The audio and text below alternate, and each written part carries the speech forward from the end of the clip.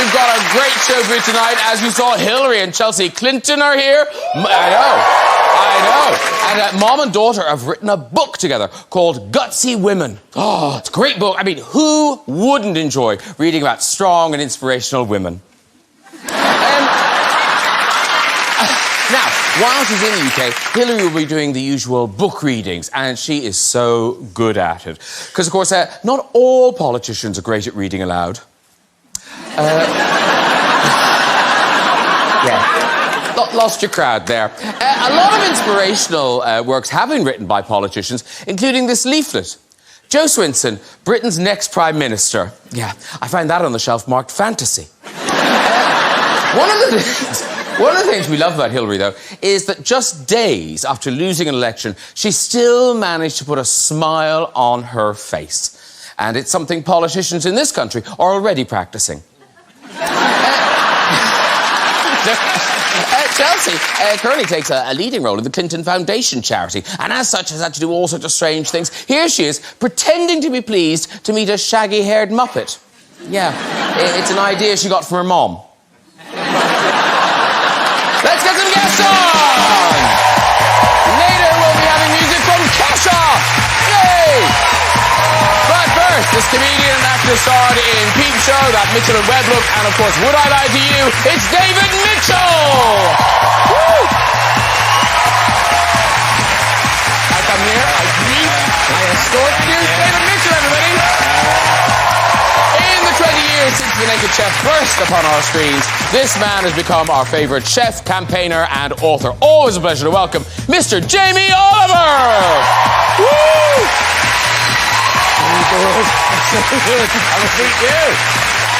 And we have the co-writers of the Book of Gutsy Women. One is a former First Daughter turned author and activist. The other is a former First Lady, Secretary of State and one-time presidential nominee. Please welcome Chelsea Clinton and Hillary Rodham Clinton.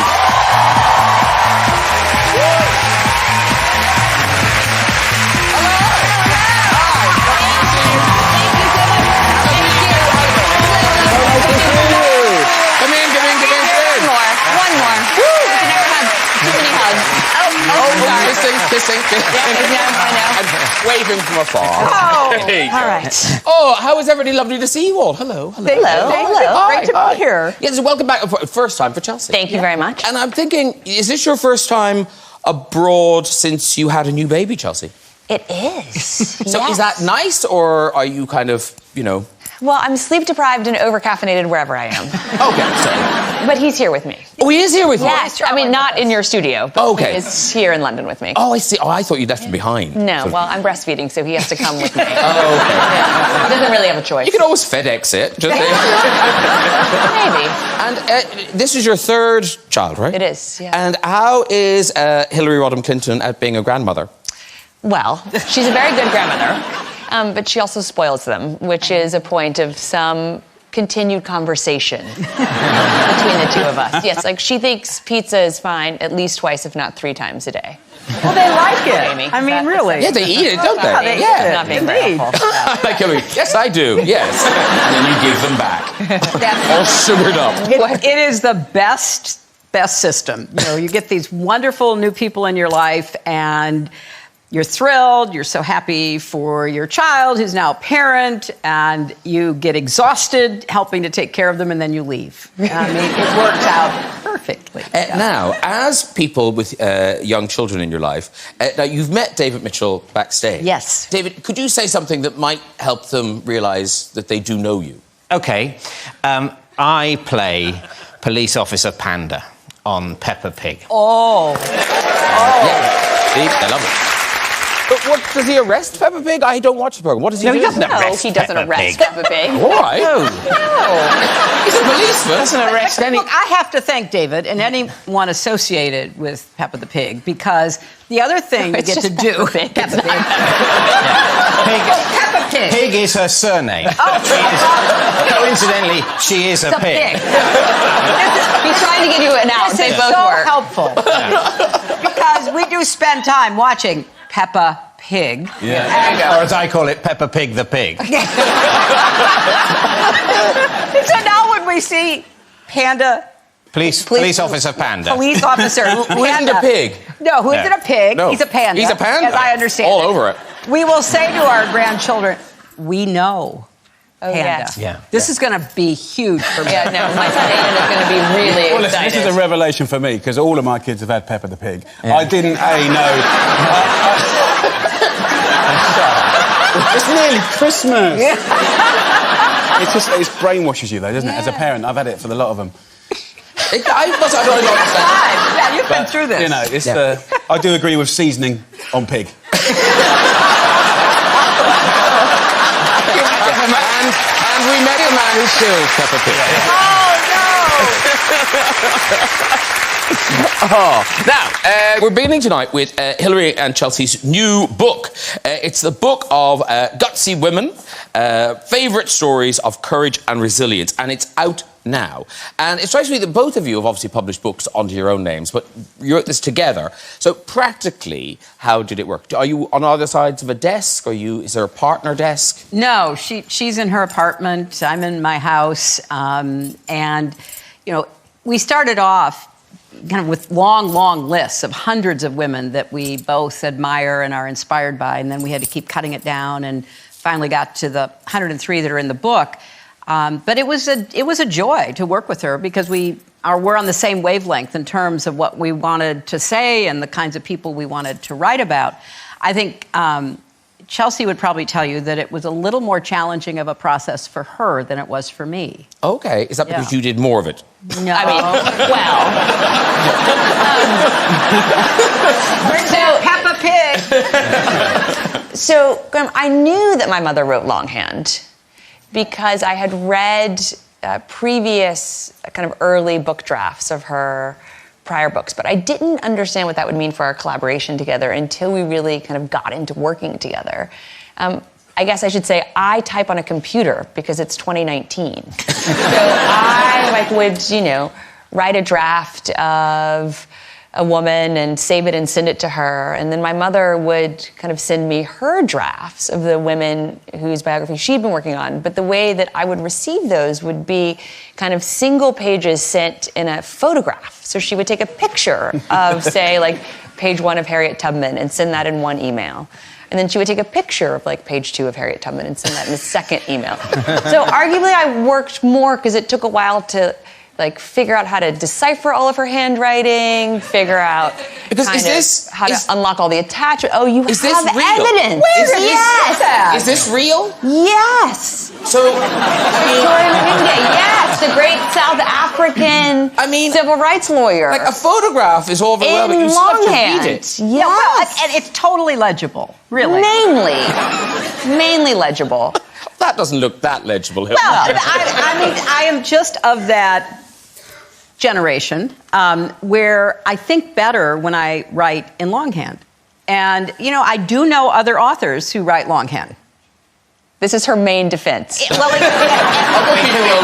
Most authors up until the beginning of the 20th century. I think. Now you have 21st. You have history.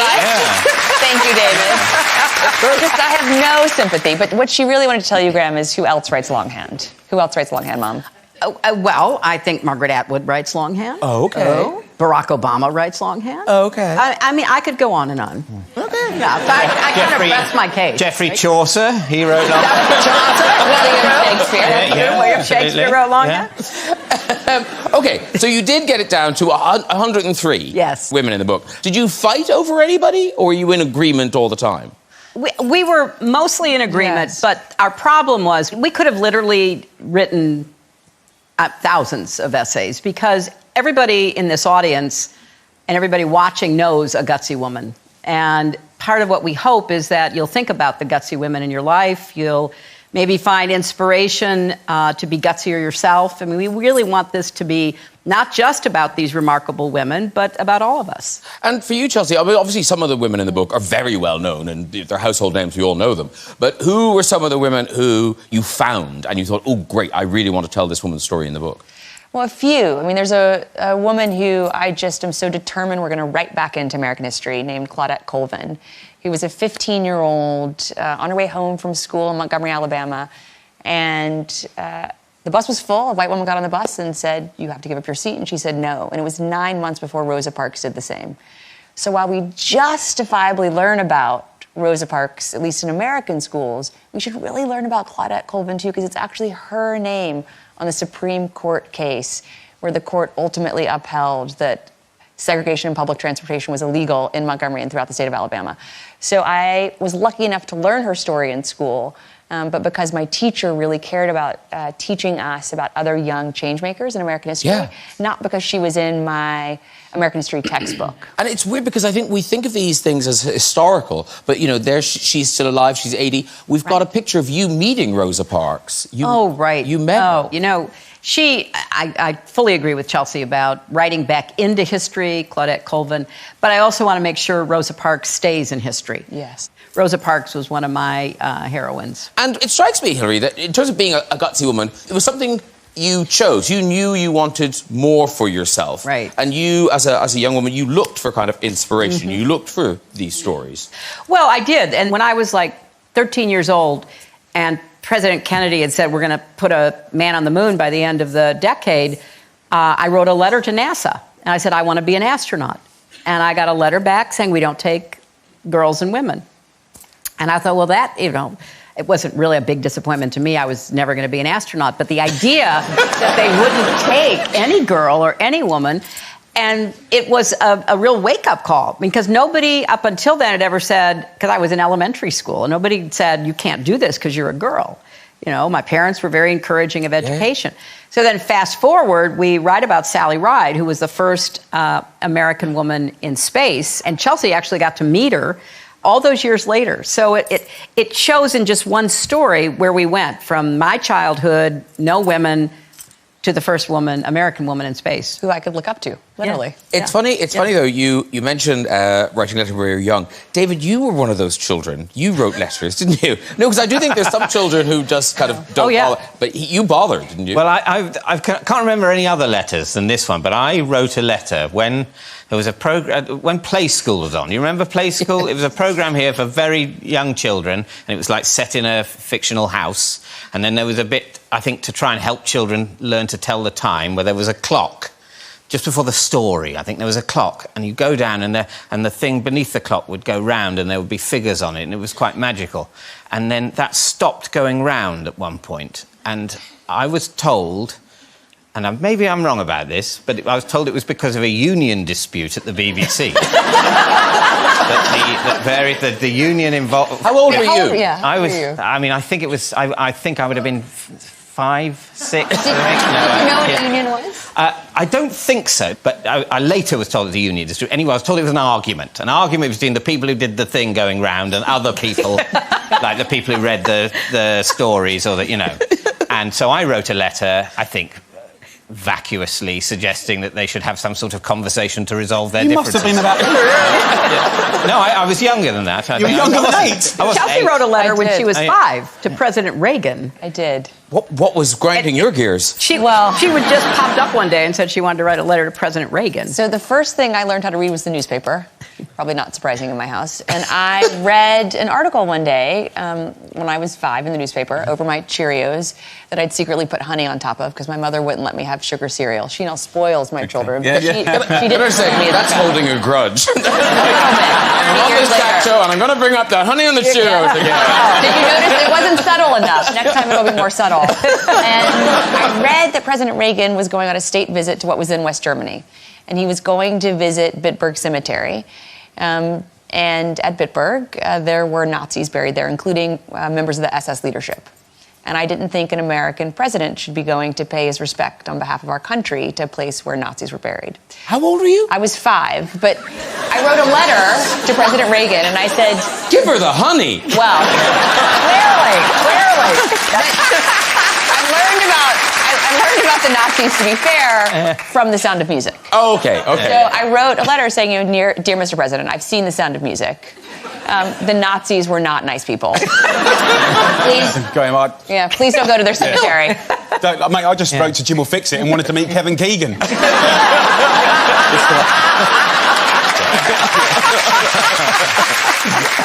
He still went, so my letter wasn't effective. Did your letter get the thing moving around again? No, but what it... So neither of us were successful. Well, it depends how you classify it, because I did receive in the post by return a BBC balloon. I didn't get anything back. Why not me? Did that please you? Very much so. There you go. Had the BBC, the old BBC logo on it. No, and it's got larger when I inflated the balloon.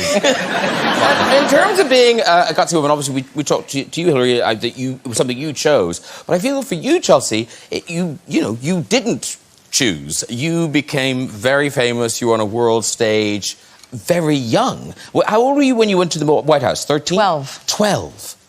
I hope the world has changed since then. But back then, I can remember, it was just open season on Chelsea Clinton jokes and things.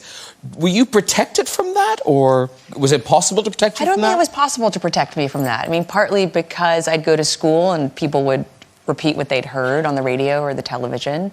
Partly because I was reading the newspaper, so sometimes I would read in the newspaper what had been said. Yeah. And it was a bit disorienting because it was just sort of everyone. And yet, thankfully, Graham, I knew that it was totally bonkers that these adults were making fun of a kid. Why did anyone think it was okay to make fun of an 11-year-old or a 12-year-old? What had not gone right for them when they were 11 or 12 that they thought, it was acceptable to make fun of a little girl, basically, because they thought I was awkward, or because of my braces, or my frizzy hair, because, I don't know, I had said too many times, or whatever these things were that they felt justified in mocking me, in front of millions of people. And I'm really thankful to my mom, because I knew it was just not about me. It was all about them. God. But it must have been horrible as a parent. And it must have been hellish for you guys. First of all, as Chelsea said, it was so bizarre. I mean, there are plenty of reasons that these people and shows could criticize Bill or me or anything about his politics. I mean, that's totally fair game. But why pick on a child? Yeah. And it really hurt me a lot. But it also bewildered me. I couldn't understand it. Because, I mean, look, politics is a brutal sport, contact sport and all of that. So when you get into it, you're going to get battered and bruised a little by what people say about you and how they characterize you. But I think kids should be off limits. I think everybody's kids should be off limits. And I think now, in terms of mainstream media and a show like this, and so I don't think we would ever do it now. No. But then in other ways, it's got worse because you've got a totally unpoliced social media. Right. And I know, Chelsea, you try very hard to maintain civility on social media, but it's a losing battle. And I do take it really personally when people attack Sasha and Malia Obama, or even Barron Trump. I mean, Barron was 11 when his father was elected, so just a year younger than I was when my dad was elected. I was 11 when he announced, 12 when he won. Yeah. And I just find it abhorrent that people who are, arguably on the same side of the political spectrum as I am, think that it's okay to make whatever point they're trying to make about his father kind of through making fun of his kid. I mean, I disagree with President Trump on everything, but I would stand on the barricades to defend his son's right to privacy and his son's right to have the childhood that I think every kid deserves, whatever their address. Yeah. Jamie, do you have coping mechanisms when you sometimes find yourself at the eye of a storm, like when the whole Spanish people decided to hate you and things like that? Are you able to step back? Shall I get them up to speed? This is when I dared to put chorizo in paella. Oh, yes. I had death threats for that. Yes, for real. Yes, I mean, silly old me. Silly old me for letting that little sausage pop into that pan. But you don't want that to be taken out of context. Yeah.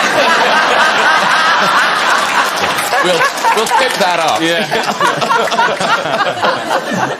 But are you able to kind of just disassociate yourself from... No, it starts off as a laugh. Yeah. And then it goes on, and then it's going in the press, and then it goes all throughout Spain, and then it starts going abroad, and then you start getting a few death threats thrown in there, and you're like, it's just a sausage. It got really serious. Yeah. But it's happened a couple of times. I think I put parsley in jollof rice once. That went viral as well. Oops. Parsley. Yeah. But in terms of that outrage, in your book, we'll talk about your book more in a moment, David, but in your book, one of the things you talk about is how Twitter has unleashed a kind of anger that we didn't even know existed, really. Oh, yes, it's absolutely. Offence and rage have become... firstly, anyone who is going to be offended by a particular thing will be brought face to face with it at top speed. The chances of people not being aware of something they might not like are zero on social media. They'll get it straight away. And secondly, we have this, there's definitely a sort of recreation of taking offence. People enjoy it. It's sort of, who's crossed the line now? Let's all join in and have our own go at expressing why it's wrong. And it's nasty. It's a nasty thing that social media has created, and that's just hurtful. That's just a hurtful way to debate. Well, it's like Angry Driver, but you've published what you shouted at the other driver. That's right. I always think it's like that weird rage you have in a car. Suddenly people are tweeting. That's that, right. that And attracting every other angry driver. Then it just explodes. It gets bigger and bigger. I mean, he got death threats about chorizo. Well, in fairness, it was paella.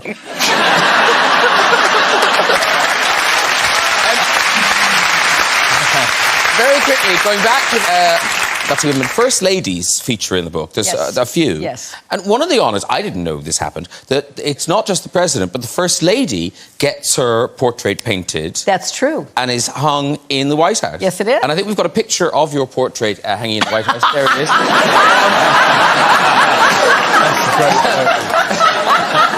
Everyone's loving it. I often say I live rent-free in his head, and that's just another illustration of it. Now, we move on to Jamie Oliver's new book. It's called Veg, and it's out now. And in terms of your relationship with kind of, being vegetarian and vegan, this isn't no sense of you kind of jumping on a bandwagon. You've been working on this book for a long time. I wrote that nearly 9 years ago. Wow. And it just wasn't the right time for me to publish it, really. I think we've come quite a long way in that time, and whenever you talk about veggie, vegan, this, that, the other, it can be quite a divisive conversation, and I really, as a meat eater, I wanted to sort of really try and get more meat eaters eating more veg. Yeah, and so it's not about preaching to people. It's not saying be a vegetarian. No, it's just solutions.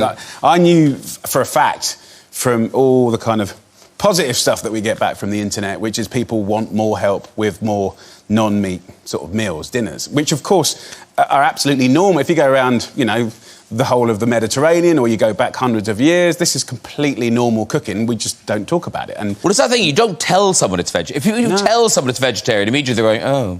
But if you don't mention it, they might just eat it. No, and I think just a lot's changed. And I think really I always had my dad in my head when I was kind of writing recipes, is it going to fulfil you? Is it going to feel like a complete meal? My job, as usual, is to kind of give people what they want, but sort of take them on a bit of a journey.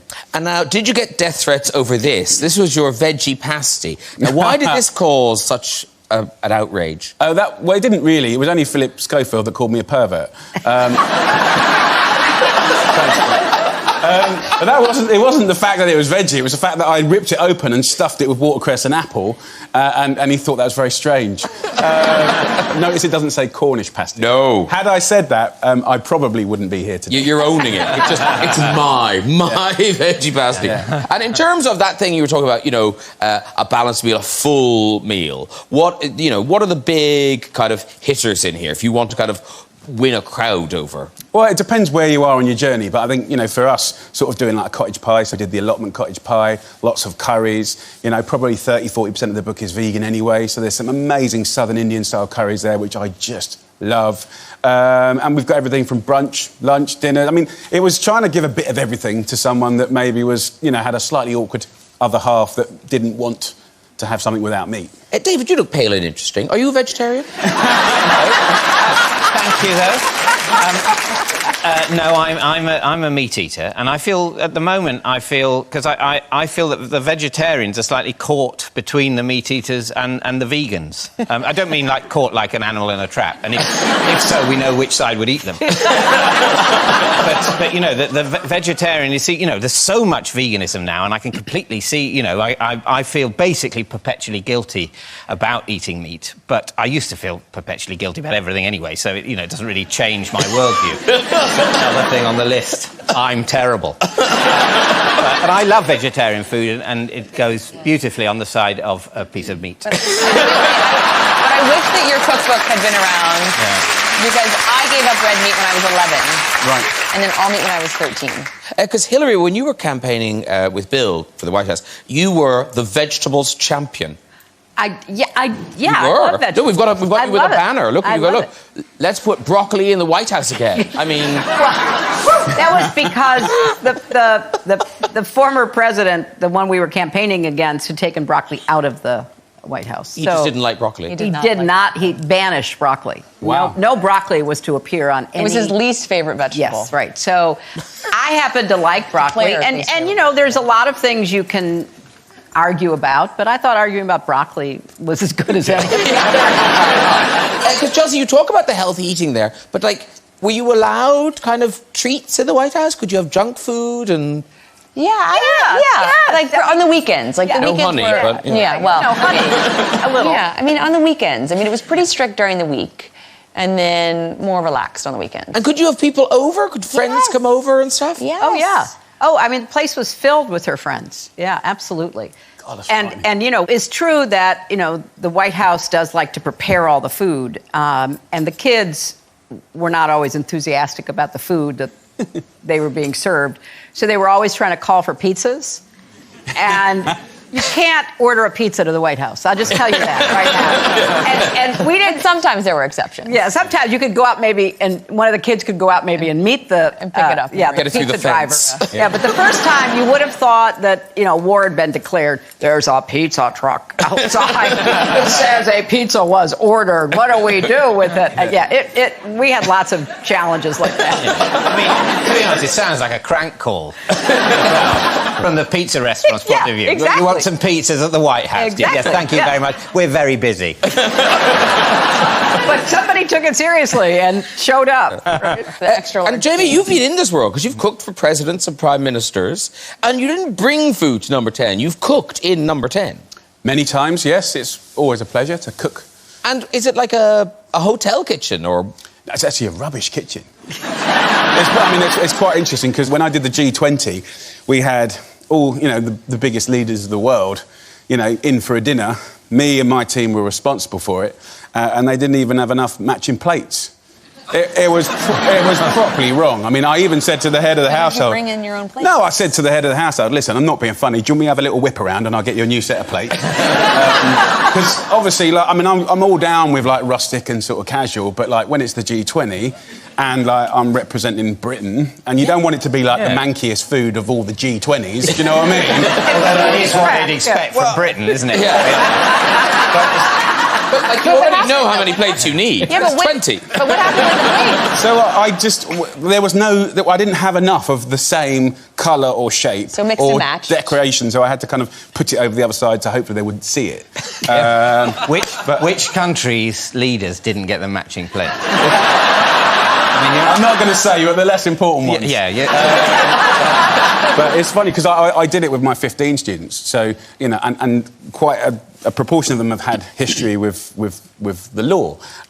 So when you get the phone call sort of saying, you know, do you want to come and do the meal? It's like, you know that my team there's quite a lot of criminal records there, so you might need to do a little bit of back checking and sort of, and we're all turning up in whites and knives in rolls and, you know, it's like the X-ray machine's going to be going off. It was an amazing day, really inspirational. And then actually, Mr. and Mrs. Obama asked to see us, which was lovely. And then there was a beautiful moment for me because my students, that, you know, a proportion of them, their parents came from different countries, all naturally went off to all the presidents of their motherland. And it was just amazing. They were talking their languages. Oh, wow. Yeah, so it's great. And you mentioned 15 there. It's such a great concept. There's still one in Brighton. No, there's still one in Cornwall. Cornwall. And sadly, London closed this year. Yeah. Which must have been heartbreaking. Was that a casualty of Jamie's Italian? Yes. Or it was tied up with all that? Yeah, absolutely. So I lost my restaurants in the UK this year, which was really tough. 13 years, really hard work. 15 was my baby. But I just couldn't... I ran out of money, ran out of everything. And it was really tough. But, I think you crack on, you push on and try and get yourself together, try and do it all the right way and make sure the staff were looked after. And if you run a business in this country right now, there has been no good news for 5 years. And it's tough for everyone in every business. And our towns are changing at a rate of knots. And I think, of course, there's like online and digital and all the apps for everything. Of course. But, there's a lot of mess to sort out. So, I think for any business operating now in Britain, they're all working so hard to survive. Yeah. Forget profit, just to survive. So Yeah. Good luck. Good luck, everyone.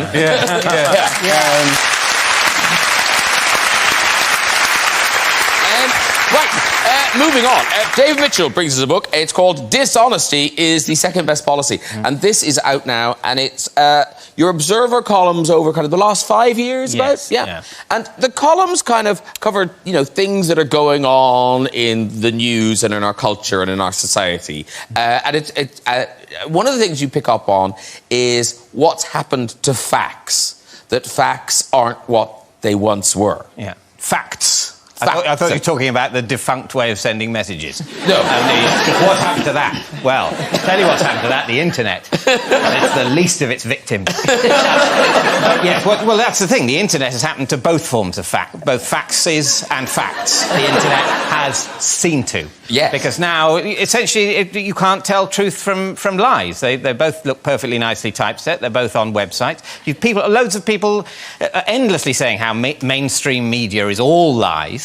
But it's not all lies, is it? I mean, in fact, there's a lot more recourse if there is a specific lie in mainstream media than there is on a random website that someone's just put up there. But people are going around saying, no, mainstream media is all lies. And that is bullshit. And the fact that people think that is extremely worrying. But it's one of the other terrible effects of the internet, that the truth, it is out there, but it may never again be discerned. But also, we do seem to be going backwards. Like, you talk in the book about how we now have to listen to people saying the Earth is flat. Yeah. Yes, that's one of the pieces in there is about the new Flat Earth International Conference. It isn't a conference from the 14th century.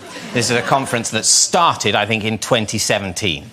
And it is a growing thing, and that's because people are so contrarian, people are so willing to believe unsubstantiated things that have websites, that they are now going back on the conclusion we have all rightly drawn about the shape of the planet we live on. And that people are sort of going, and by people I mean idiots, are saying, I'm a questioning person, so why am I going to go along with this idea that the world is round? Well, I'll tell you why, because people went up in a rocket, looked out of the window and took a bloody photo.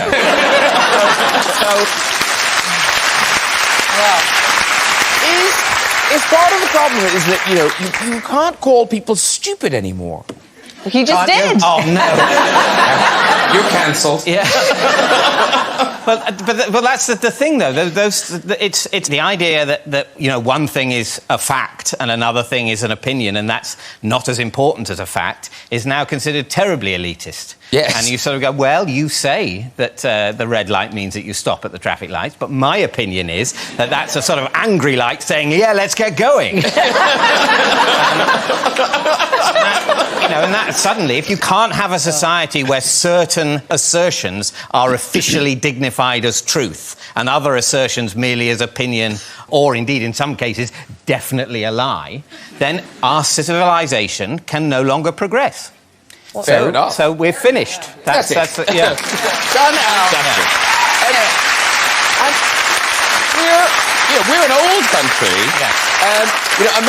America's a younger country. Are you still at all optimistic, Hillary? I am fundamentally optimistic. I mean, there's all these little indicators of people trying to turn the clock back and push back the progress that David was referencing. So that does worry me. But I think when it's all hopefully worked out here and there, people will say, wait a minute, there's things we need to be smarter about, do better about, but let's not turn the clock back, for heaven's sakes. And it's interesting, in the book, there's an American sportswoman, American soccer star, Abby Wambach, I think that's how you say it, and she's extraordinary. She's scored more goals than any man or woman. Ever.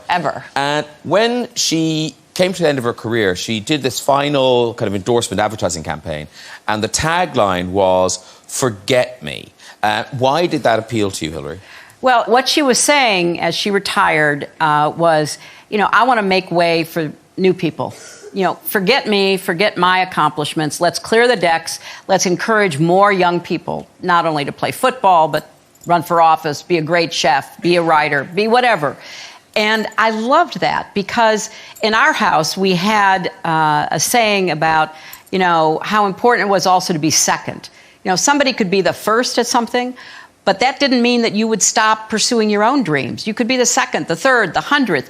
You would be doing what you were meant to do. And I think Abby's, really inspirational speech that she gave a few years ago, mostly aimed at young women, was you've got to go out and do what you're afraid to do. You've got to take the risks to be who deep in your heart you should be. And I'm going to get off the stage because I want another great footballer up here. I want somebody else who is, going to beat my record. And I love that because that is what we should be doing to tell the next generation. And where are you? Are you saying, forget me? Is that your mantra now? Not yet.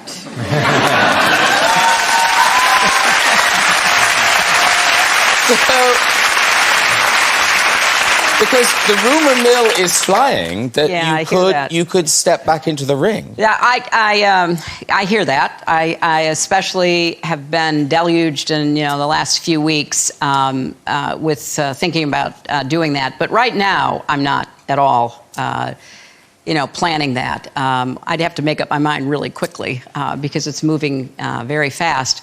But I do want to continue to influence the debate. I'm not leaving the political arena completely. I'm working really hard to make it clear that we have to hold our current leadership accountable. So I'm on Twitter. I'm not as I think clever as Chelsea is at dealing with a lot of the undercurrents of Twitter, but I'm out there all the time, sort of pointing out some of the foolishness and craziness that we are currently experiencing. So, I'm not going anywhere. I just don't know what role I will be actually in. But I'm looking at Chelsea and I'm thinking, this is your mom, and you're hearing she's not ruling out the idea of running again. Does your blood run cold? I mean, can you watch your mother go through that again?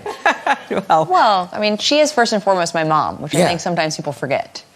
I mean, as proud as I am of everything that she's done, she's first and foremost my mom, and I guess maybe now my kid's grandmother. Yeah. And so, of course, I feel protective of her, but I know that she'll continue to not only influence the debate, but help push the debate forward. However she does that, I'm in her corner, Graham. Whatever she decides to do, but that's for her to decide. Well, whatever you decide to do, phenomenal woman. Really nice to see you again. Thank you so much, Hillary. Thank you. Hillary Clinton. Right, it is time for music. This woman's career took off a decade ago with the breakout single TikTok. Now she's back with a hotly awaited new album. Here performing Raising Hell, it's Kesha! Come on over, dude. And let's give it up to those dancers. Fabulous job. Thank you so much. That was cool, wasn't it? Oh, so good. You worked your magic. Come on in. That's David Mitchell, Jamie Oliver, Chelsea Clinton, Hillary Rodham Clinton. Hello, Jamie. Oh, Nice to meet you. excellent, excellent. Oh, it's a bit of hugging. Nice, nice. Yes, you may sit now. Your dancing is over. Thank you. Oh. And actually, Kesha and Hillary, have you met before? I think you have. We have, yeah. We have. Oh, okay. With my mom. Oh, That's right. I'm so nervous to be sitting Oh. however many feet away from her. That single, Raising Hell, is out now. It is out now, y'all. It is out now. They're buying it. They loved it. I've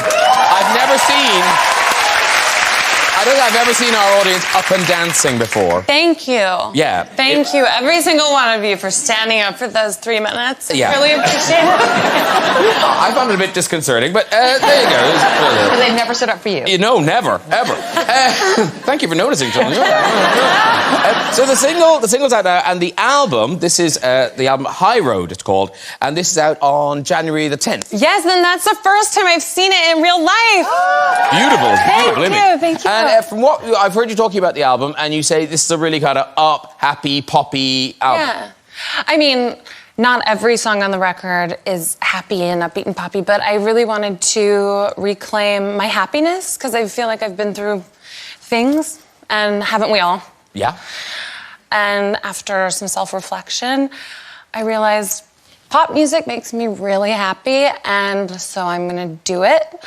And I just accepted that I'm kind of a cheesy bitch that loves pop music. Yeah. And I am not other people happy. hide. It makes other people happy. And as a woman, what you went through, professionally, personally, it's just awful. And at that moment, at the 2018 Grammys, when all the other female artists got up... Oh, my God. That must have just... As a viewer, it was... it made you shiver. I still can't even look at that picture without getting weirdly emotional, because it was this moment in the music business where women are always pitted against each other, and it was us saying, no, we're gonna come together and have each other's backs. And it just felt like the most beautiful moment I've ever experienced in my entire career. Oh, well, listen, we're thrilled to have you back and so happy, and I'm sure there are many more Grammys in your future. Kesha, everybody.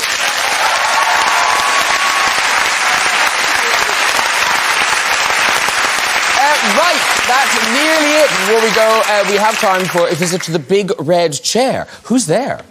Mark. Mark, hello, Mark. You didn't do this the last time because you were only on the first half. That's you right. weren't here for the big red chair. Okay, so what do you do, Mark? I'm a chartered surveyor. A chartered surveyor! And where do you survey your charts? I'm from London. In London? In London, yeah. Lovely. OK, off you go with your story, Mark. OK, so back in 1998, a bunch of us from London flew out to Limerick in Ireland for our dear friend Steve's 40th birthday. And what we didn't realise at the time was that President and First Lady Clinton were also in Limerick that weekend. I believe Bill was being given the President was being given the freedom of the city. So we had a great Friday night, and then on the Saturday we went to watch the presentations and everything, and the cavalcades. And then afterwards, some of us went to do some sightseeing. We went to the Cliffs of Moher. Beautiful place where it's been in loads of films, etc. Our chauffeur, Mary from Dublin, was driving us along, and we got there. And as we pulled into the car park, Mary turns around and said, "I'm busting for a piss." And she goes running off to the toilets in that way that only somebody who's busting for a piss runs. Got it, Mark. Almost immediately, she comes stomping back and went, "Can you fucking believe it? I can't have a piss because the First Lady's in there."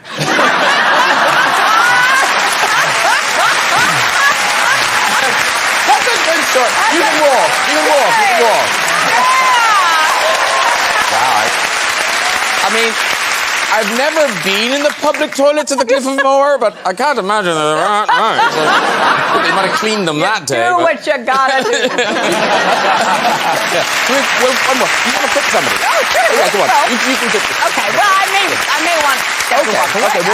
Okay, yeah. You don't want to prejudge it. No, we wouldn't prejudge. No, certainly not. But who is it? Hello. Hello, Hi, what's your name? my name's Angie. And where do you live, Angie? I live in Crowthorne in Berkshire. Oh, wow, that's the full address. I mean, Angie, letters will get to you. What do you do there? I'm a GP receptionist. Oh, GP reception. Oh, you see, you would feel better immediately if you walked in and Angie was behind the desk, wouldn't you? You'd just feel, I'm not as sick as I thought I was. I don't need to see a doctor, which is fortunate because I can't. I'll save Angie the bother of telling me. Thank you, Angie. With the look from you, I'm sure it'll clear up. OK, off you go with the story, Angie. Okay, so this was many, many years ago when I was single. I met this guy who was really, really nice, really liked him, so he asked me out on a date. So we went to this really nice restaurant, and it was all going well, we were getting on, and we'd finished the main course, it was really good. And then he said, oh, I said, I'm sorry. I said, I don't feel very well. And then the next minute, he threw up everything all on his plate. Not a bit went over the side, all on the plate. And I just thought, oh my God, we looked at each other and I could see the waitress coming over. I thought, oh no, please. So I got my napkin and I just put it over the plate and covered it.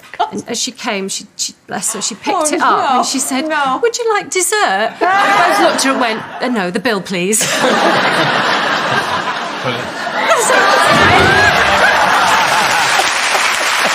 Okay, that really is all we've got time for. If you'd like to have a go in the race show yourself and tell your story, you can contact us via our website at this very address. Please say a huge thank you to all my guests tonight. Kesha! David Mitchell! Jamie Oliver! Chelsea Clinton! And Hillary Rodham Clinton! Join me next week with pop star Harry Styles, Doctor Who herself, Jodie Whittaker, the hilarious Kevin Hart, and the one and only Dwayne "The Rock" Johnson. I'll see you then. Good night, everybody. Bye-bye.